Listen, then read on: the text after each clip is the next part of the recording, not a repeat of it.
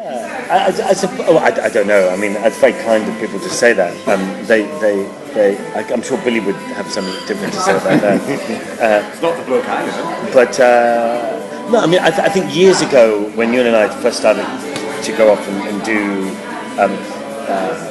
these trips, we went in because we were doing something for the BBC. We had to do a hostile environmental training course. Yeah. And they're fascinating things to do, and most journalists have to do it if they go to dodgy areas.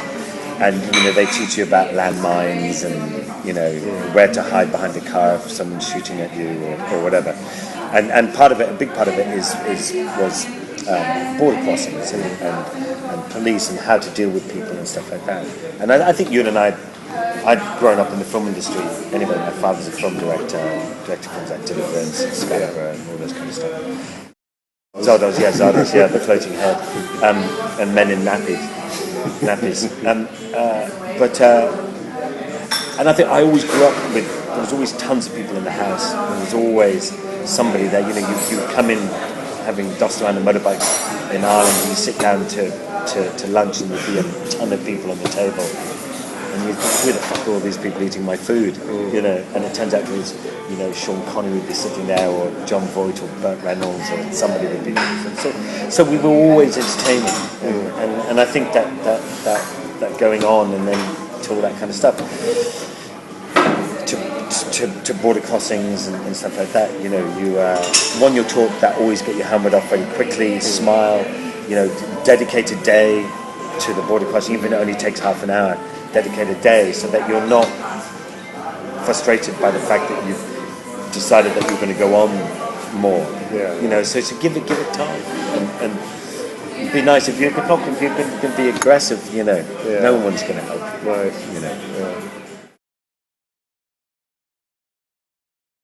Yeah, I mean, one of the things, one of the lovely things, the reasons why we did Extreme Frontiers here in South Africa was and the idea of choosing one country to get to know was exactly that, to have a bit more time in a country. But I think one of the wonderful things about, and much more so than I think than riding a car, is that on a motorcycle you're going from A to B, and you've got a 4 hour drive. You put your helmet on and you ride, and it's just you, and it's lovely. It's a great. You have time to see the countryside. You have time to think. It's a very. I think in a modern society now where we're so busy, those precious week or 2 weeks going off for your holiday or whatever, or your adventure. I think people are looking for much more now in their holidays than just going to a beach and lying there. People want more. I mean, it doesn't really matter because you've still got to do it, regardless of who's around you. You've still got to do it. It doesn't matter that someone's filming you doing it. The fact is, you've got to do it. Right. And it's a bit like when Ewan and I went around the world, and we went along the road of bones in Far East Russia. Okay, we had some guys filming us, but we still had to get the 3 bikes across the river. We still had to ride dodgy roads, and you still got to ride every kilometre. And so, regardless of who's around you, it's so. Yeah, I mean, I think it doesn't detract. I think there's always a positive and a negative to everything that you do. If it's just two of you going off on your own, riding, then the negative is that you would never really have time to document it as well as you'd hope to. To get your camera out and shoot the photos and whatever it is. But the positive is that it's just the two of you. And if you decide to film something like we did with Ewan and I mean, most of the time there was only Ewan, Claudio, and myself anyway. But so the downside sometimes is that you've got to film it. That's what you've decided to do.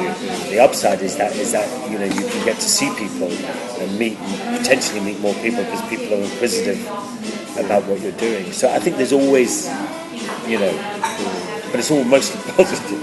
It's a great job.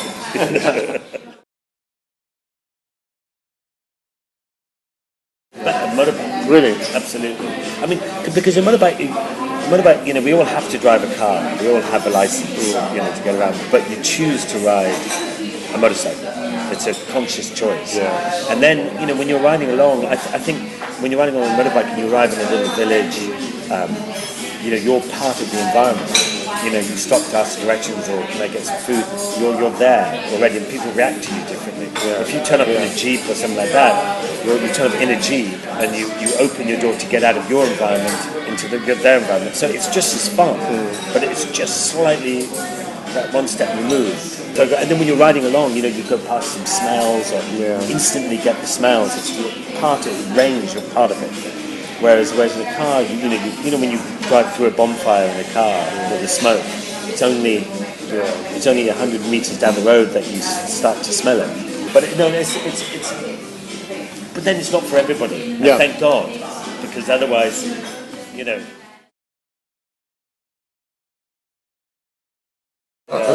flick the heated grips on the BMW hand, which is great. And although you're inside your hands and warm, the whole rest of your body is freezing.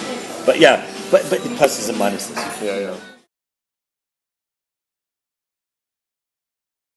Yeah, I mean, there's a couple of things. The baby wipes is always an important one. You don't want a rashy bum when you're riding a bike.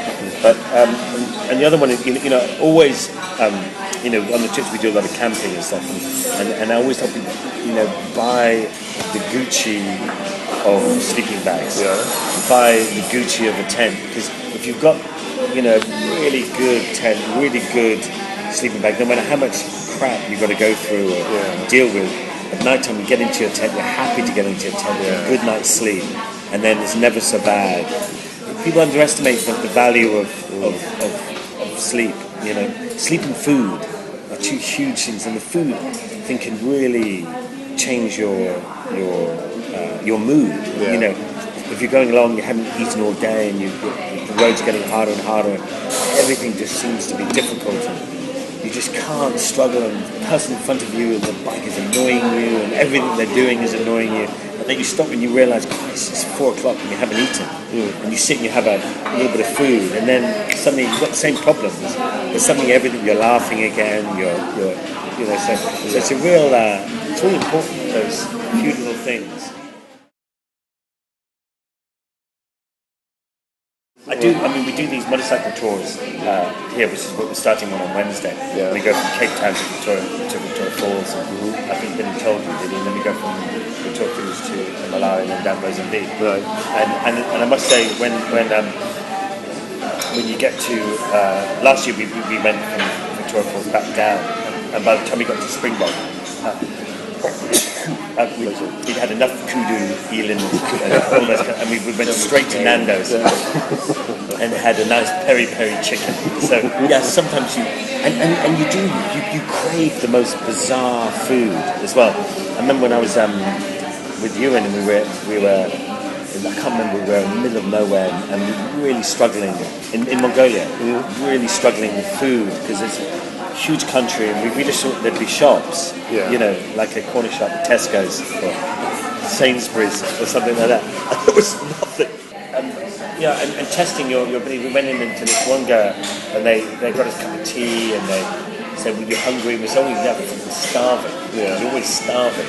And what we realised, what you do is if you camp by the Gers, which is around tents, they'd invite you in for food, and that was the way we got fed.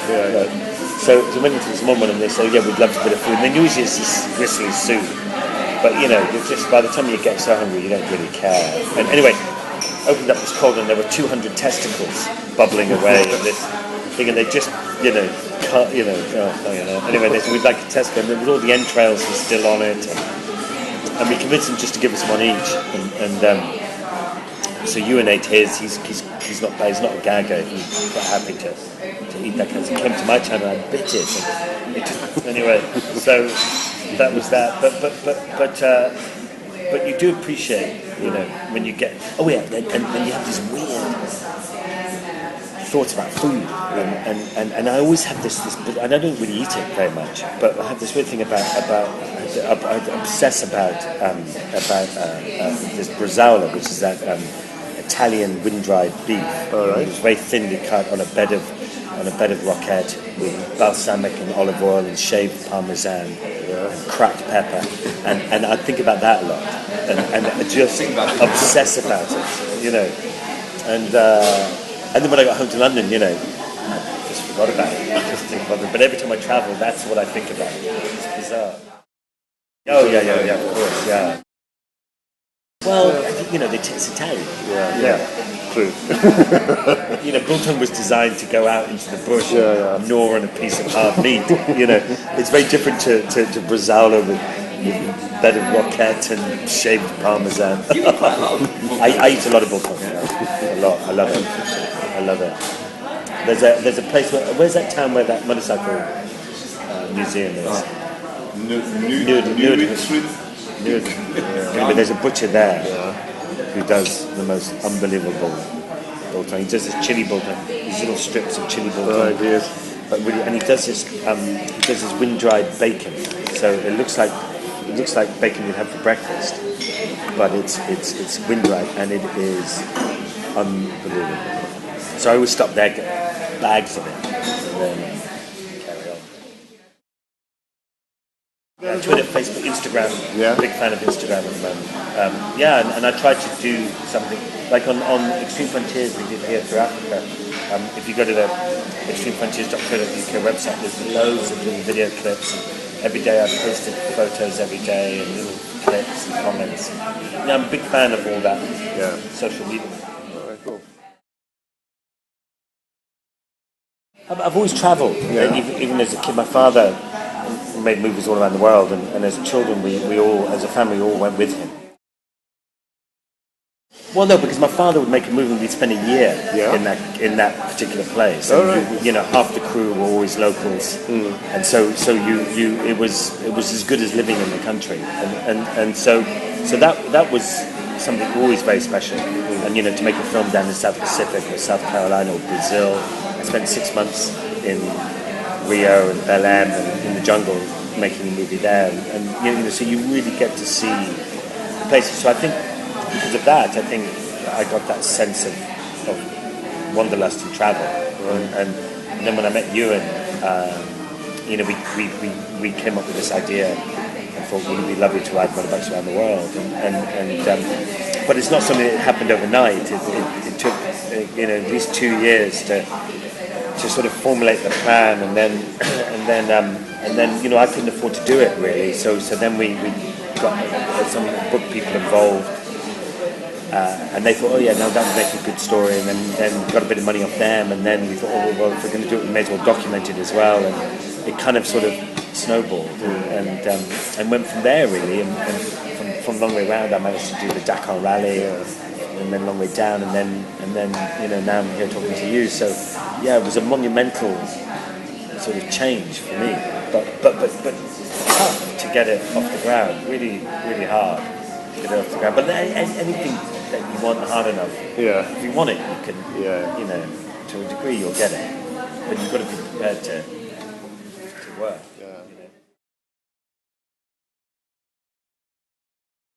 I think they're very different. I think all of them have. Heading over the Papua New Guinean islands when riding a motorbike and people are hitting you with sticks and chucking stones at you is challenging, but challenging in a different way. I think the Dakar Rally is a race. It's the ultimate race if you're an off-road rider. It's a bit like if you're an on-road rider, the Adaman TT would be the ultimate race. I suppose that's the fun of it is the challenge. I don't think it's really relevant. I think my riding ability has improved over the years, but when you're going overland, it's not about a race. It's not about a thing. It's about travelling through and seeing and meeting people. And the thing about what makes travelling and that kind of thing so interesting is okay, you get to ride motorbikes in the most beautiful places, and you sit there sometimes thinking, God, that's stunning. But what's really interesting are the people that you meet along the way, and you find these people and you spend a little bit of time in their life, and that's what's really interesting. You walk away going, gee, I didn't know that, or I never knew you lived like that, or I went to this orange farm here in South Africa. I just thought you just picked an orange up from the supermarket. anyway, went to his packing, had these trees and went to his packing thing. I couldn't believe how complicated and how much time consuming it is just to get an orange from his tree to a supermarket. It's incredible, and I just met him by chance because we had a flat tire and he helped us, and he said, "Oh, come and look at my orange farm," and I was blown away by it. No, but I mean, you're all mates. I mean, you always, the important things as goes back to having your nice tent and your nice sleeping bag, or getting your own room if you're staying in a hotel. Now, staying in a hotel doesn't mean that they're really nice. They can be horrible, but that's your time, and that's how you get away. And then sitting on the motorbike, you get to sit for 2 or 3 hours in the day, and you're riding, and you have all the time in the world at that point to think about what you want.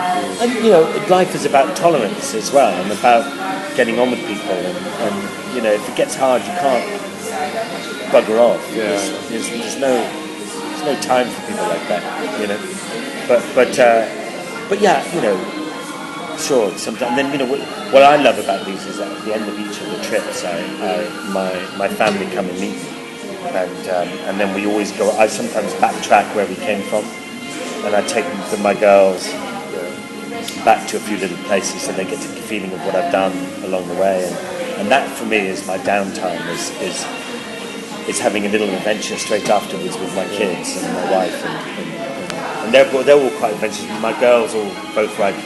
My wife and my girls all ride motorbikes, and so we go for a motorcycle all the day. Having just spent fucking weeks on motorbikes. Well, sometimes when you're busy during the day and filming or traveling, it's not such a you haven't got time. I think a lot of the time, sometimes you end up, once in a while you end up staying in a beautiful place. Now, and you stop and you put the tent up, or you're staying in some hotel, and there's this river, and there's hippos there, and there's a giraffe wandering past there or whatever, and you think, shit, my kids would love this. And then that's when you think about them, and you think, damn, I miss them. But then that's for maybe 6 or 7 weeks at a time, or maybe 3 months at a time, or something like that. But then you think, oh, that's a long time away. But then you think, I went to Afghanistan with Billy a little while ago, and we were entertaining the troops, and these guys are away for 6 or 8 months at a time in a war zone, trying to avoid AIDs, or and then you just think, well, it's not that bad, and it's funny, you do, people say, oh God, it's awful, you spend so much time away, and then you go to Afghanistan, you see what these guys are doing, and how young a lot of them are, and you just think, well, okay, it's not bad.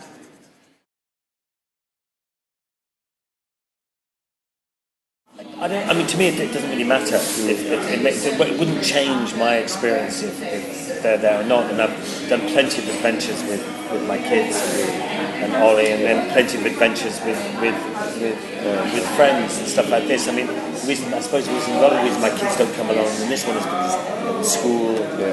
It's a very long time, for them to be sat in a jeep following, as much as that it is. I don't know if they'd want to do that. At the end of the day, you're making a TV show, so I'm making a TV show, and you're working, and it's brutal. You know what it's like when you travel. You're going off to some story to cover something. You're given. That's it. Yeah, you've got the time to do that thing, and that's it. And TV shows are expensive to make. Yeah, and so you've got to do what you've got to do at the shortest period of time.